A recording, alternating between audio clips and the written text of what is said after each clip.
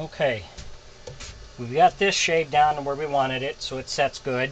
We're going to put an 1.25-inch stick in here.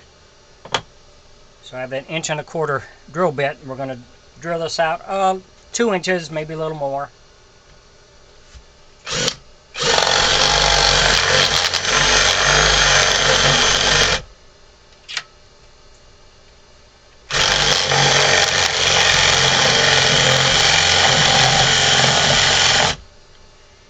That's tough.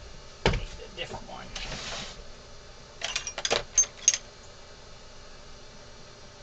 Try this one.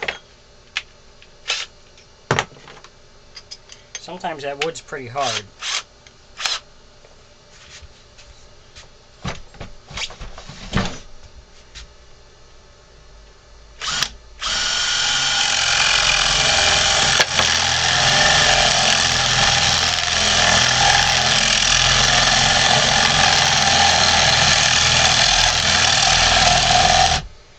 That's pretty hard too.